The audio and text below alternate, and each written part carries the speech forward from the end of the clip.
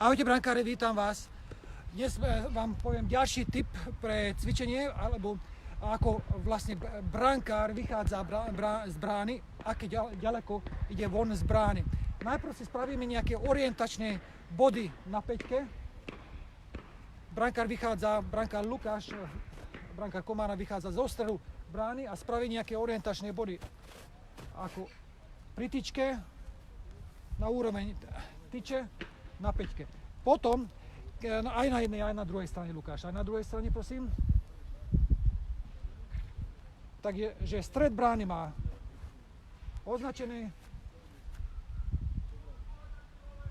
Teraz, keď lopta ide, alebo strela ide z krajov, tak brankár vybieha zo stredu brány smerom na loptu s tým, že sa zastaví pri tyčke. A to kvôli tomu, aby mal ten orientačný bod, jedna tá tyčka a druhá možno ten bod, čo označil na päťke.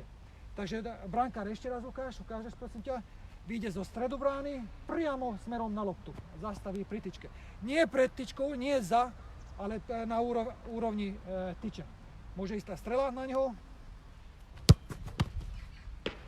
Ešte raz Lukáš do stredu.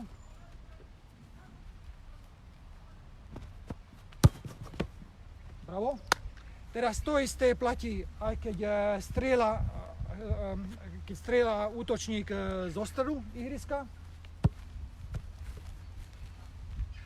Tiež má ten brankár orientačné body, jednu tyčku alebo obidve tyče. Tak. Takže teraz tiež vyjde len tak ďaleko, aby videl aspoň jednu tyčku z rohu oka a videl svoje orientačné body na päťke. OK, môže ísť strela do ruky, nevadí, ešte raz. Dobre, zase zo stredu brány, pohyb dopredu. A dopredu si išiel, ešte raz.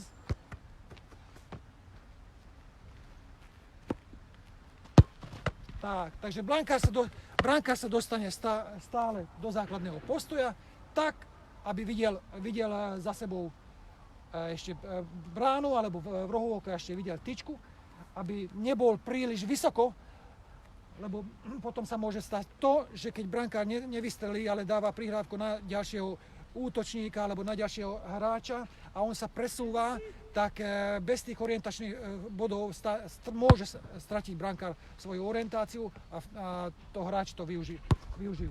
Takže ďakujem, že ste pozerali aj dnešný náš tip pre brankárov. Vidíme sa zajtra. Ahoj.